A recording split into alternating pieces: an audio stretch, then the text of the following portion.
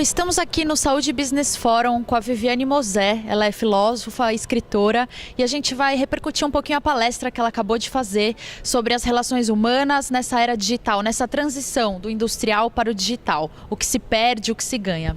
Bom, Viviane, eu acho que um dos pontos altos assim da sua palestra foi quando você falou muito da educação e o que não se aprende na escola sobre se relacionar, sobre o que é a vida, sobre os sentimentos mesmo que todos têm, né? Eu acho que isso foi uma das coisas mais importantes que você mencionou. Eu queria entender um pouco melhor isso, o foco no relacionamento para essa mudança na sociedade que precisa ser feita, né?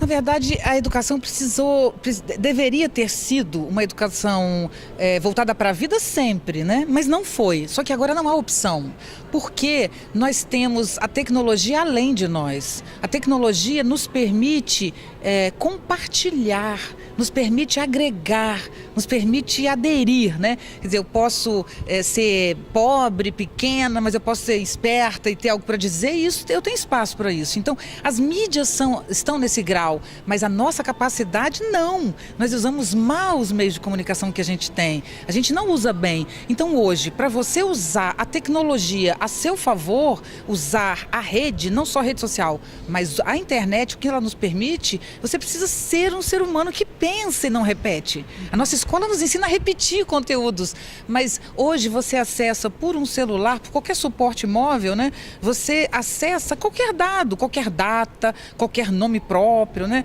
Qualquer rio, qualquer capital. Então, por que você tem que estudar esse tipo de coisa? É inútil saber isso se você acessa na rede. Então, a tecnologia nos obriga a parar de decorar, porque nós temos uma memória externa. Memória não é mais interna só. Então, nossa memória tem que estar disposta a coisas melhores, como tornar o mundo melhor, né? Nós temos que nos dedicar a tornar o mundo melhor. E a tecnologia hoje nos permite isso. E você falou um pouco também de o problema de é o problema de todos, né? Naquela questão da organização, quando tem um funcionário que de repente não está desempenhando. Isso é um problema em rede, você mesmo citou, né? E esse é um grande desafio. Como a gente integrar essa rede, integrar todas as pessoas, sendo que eu vejo muita individualidade ainda, que cada um seguindo os seus interesses individuais e não pensando dessa forma. Como ultrapassar esse desafio? Você sente isso porque você é muito jovem. Se você tivesse a minha idade, você veria que hoje isso ainda é menos. Pelo seguinte, hoje você importa pelo que você agrega valor na rede, né? Quem você consegue trazer para você, quem você acessa. Então hoje você é muito mais as redes que você aciona, que você participa, do que você. Então quem é você? Eu sou alguém que participa de um grupo incrível. Isso é a nossa vida hoje. Mas antes da internet não. Era o meu lugar, era o que eu sabia. O professor exercia um poder enorme, que ele tinha aquele conteúdo. Se você quisesse, tinha que tirar dele. Hoje você não precisa dele.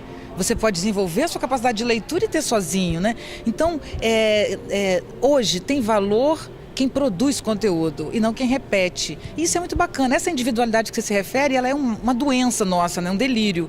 Mas acredito que tende a desaparecer. Muito mais do que não sei se desaparecer, tende a diminuir. Legal. E pegando esse gancho, você frisou uma fala muito interessante de que não há perdas, de que essa transição, essa mudança, a gente pode encarar como não havendo perdas. Queria que você discorresse um pouco mais sobre isso. Sem dúvida nenhuma. É uma mudança de ganhos, né? Agora, claro que perdas no meio acontecem, né? Quando você faz um alimento, você joga algumas partes fora. Hoje a gente sabe que partes do alimento que a gente jogava fora, a gente pode aproveitar. Então isso é tão relativo, né? Perda e ganho é muito relativo. Nós vivemos conflitos grandes, mas eu acredito que os conflitos que vivemos é por um processo de alargar nossa alma, de nos tornar de verdade mais amplos, né? Então o homem não é o que ele é, ele está.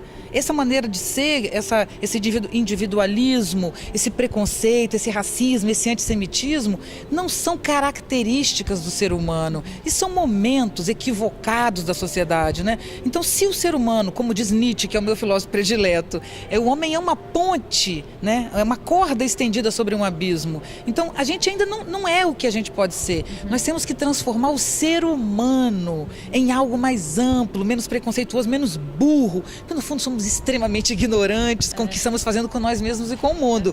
Então, acho que essa dor é necessária, mas ela vai abrir, não tenho dúvida, e já está abrindo para ganhos e ganhos significativos. A última pergunta, o Domênico De Masi falou uma frase também interessante de que a vida acontece enquanto a gente pensa em outra coisa. Você acha que a gente já está passando a pensar de uma forma, pensar mesmo no que é a vida, ou ainda isso está distante? Nós estamos pensando na vida como nunca pensamos. Hoje a gente tem que pensar na vida porque nós temos um meio ambiente que a qualquer hora pode cair sobre sua cabeça e você não está mais vivo, né? Hoje, a qualquer momento, os conflitos que a gente vive sociais pela mudança de valores, né? Um maluco entra num shopping e sai atirando.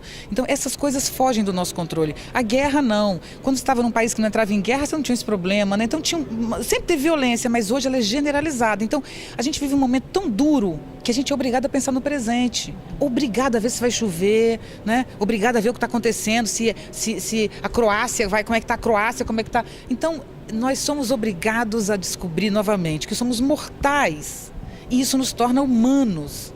Nós esquecemos que somos mortais, nos tornamos seres tecnológicos, como se para tudo eu pudesse resolver. Eu tiro a minha barriguinha com uma lipo, eu estico o meu cabelo, eu faço uma... Nada contra isso, mas isso tem um limite, né? Porque nada disso, por melhor que seja a plástica que eu faça, eu não deixo de ter 50 anos. Eu fico com 50 anos bem, mas eu não perco a minha idade. Então, a gente tem que aprender que nós somos limitados, frágeis e precisamos dos outros. Obrigada, era isso. Obrigada.